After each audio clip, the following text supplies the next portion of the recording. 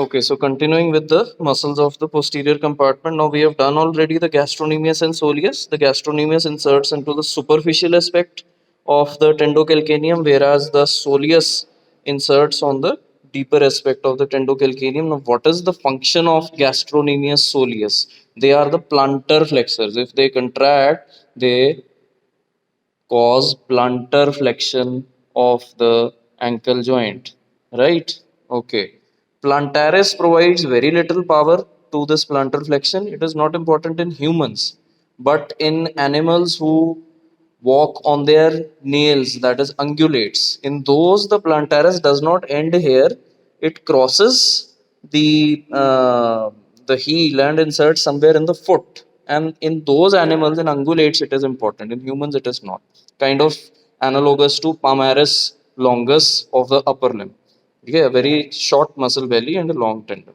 Right, now we reflect the muscles laterally, and now this was the superficial transverse muscular septum. This has now shriveled because it has dried, and I have reflected it laterally. Now you see the intermediate group of flexor muscles. This is the lateral one arising from the fibula. This is the lateral aspect of the lower limb. This is the medial aspect. This is the medial malleolus. So the one arising from fibula is the flexor hallucis longus.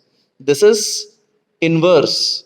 Your hallux is the medial most toe, but the flexor hallucis arises laterally in the leg from fibula, whereas flexor digitorum longus, which is supposed for the lateral four toes, originates from the medial bone of leg, that is the tibia.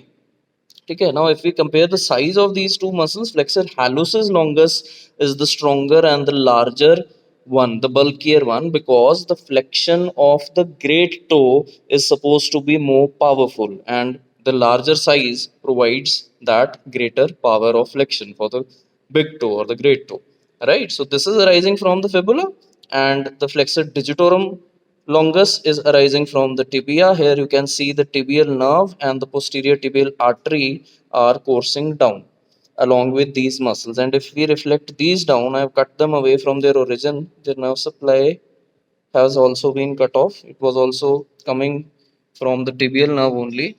This is the flexor hallucis longus. This is flexor digitorum longus. Now, deep to digitorum longus and hallucis longus, we can see this is the tibialis posterior muscle, right? And tibialis posterior arises from the tibia also, from the fibula also, and from interosseous membrane also. Where is the interosseous membrane? If I reflect the tibialis posterior laterally, there you can see the posterior surface of the interosseous membrane, right? Okay, so tibialis posterior. Now note the relation between the tendons of flexor digitorum longus and the tendon of tibialis posterior. In the lower part of leg, the tibialis posterior is crossed superficially by the flexor digitorum longus. So, and look at this structure. What is this structure?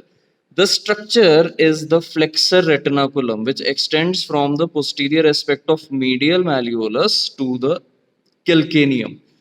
And the function of this retinaculum, just like any other retinaculum, is holding down the tendons and preventing their bowstringing when the muscles contract, preventing their displacement forwards. Because when these muscles contract, if this retinaculum was not present here, the tendons would tend to slip over the medial malleolus, so they prevent that. So this structure is the flexor retinaculum. What are the structures present deep to flexor retinaculum from anterior to medial side? Look at this thing. This is the heel, the posterior aspect of the foot. This is the anterior aspect of the foot. You can see that the tendon of tibialis posterior, which has been crossed in the lower part of leg by the tendon of flexor digitorum longus. So tibialis posterior is the anterior most structure. Then there is flexor digitorum longus. Then there are the posterior tibial vessels and the tibial nerve. Now have a look at where was the tibial nerve. This was the tibial nerve. ये tibial nerve जा रही है, and here it has already divided. Here it is giving a very slender branch and a comparatively thicker branch. These two are accompanying the posterior tibial artery. If we look again at the popliteal artery, we will see in the popliteus fossa overlying the popliteus muscle, this is the popliteal artery. Here it has given, uh, just a minute. Yes, here it has given the anterior tibial. This is this one is the anterior tibial. Here it has given the peroneal. Here it is the posterior tibial. Now the peroneal artery runs under the cover of the flexor hallucis longus, posterior to the fibula, right? And this is the posterior tibial artery. This is going down so deep to flexor retinaculum again, which are the structures? Tibialis posterior, flexor digitorum longus, then the posterior tibial vessels and the tibial nerve. The veins are not visible here because to clarify the artery, I have removed out the vein. This is a part of the veiny commitants of the posterior tibial artery. So the vein, posterior tibial vessels, then the tibial nerve, and then finally there will be the tendon of flexor hallucis longus. This one.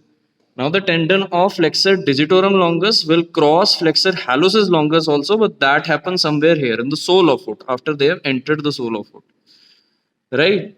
Tibialis posterior is going to go and insert here somewhere at the tuberosity of navicular bone, whereas the flexor digitorum longus and hallucis longus, these are the long flexor tendons meant for the toes. They are going to ultimately reach the big toe in case of flexor hallucis longus and the lateral four toes in case of flexor digitorum longus. Okay, after entering the sole of foot, right?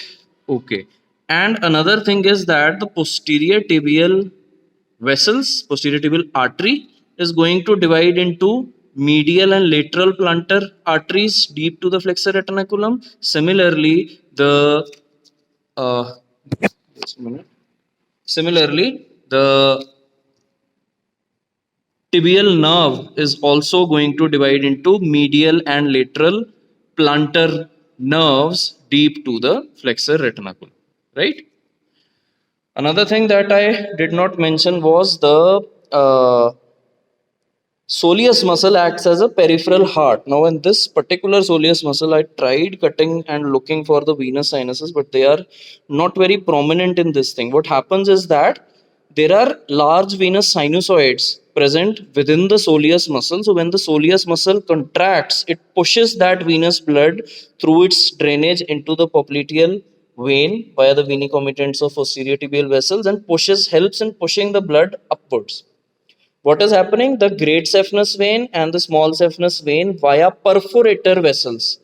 What are the perforator veins? They pierce the deep fascia and connect the superficial veins with the deep veins. And when the muscles contract, they are going to push the blood in the deep veins proximally against gravity and emptying these veins. So when these muscles relax via the perforator veins, the blood is incoming from superficial veins to the deep veins because the perforator veins have valves, unidirectional valves, which allow the blood to flow only from superficial to the deep veins.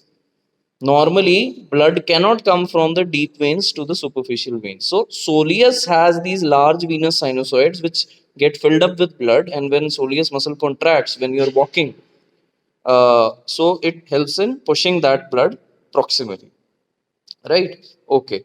Another thing is that the tendocalcaneum is also called as tendoachilles. Why is it called tendoachilles? Because in that Greek mythological figure, Achilles was supposed to be, invincible. How was he defeated? By cutting his tendocalcaneum, because we need this tendon intact for walking. For walking, when you push off from the ground, that pushing off is provided by the plantar flexion at the ankle joint. If the tendocalcaneum is cut, then you cannot even walk, let alone running to bhool hi jao, you cannot even walk.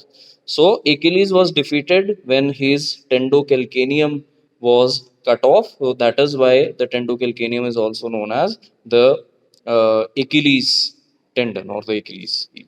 Right? Okay.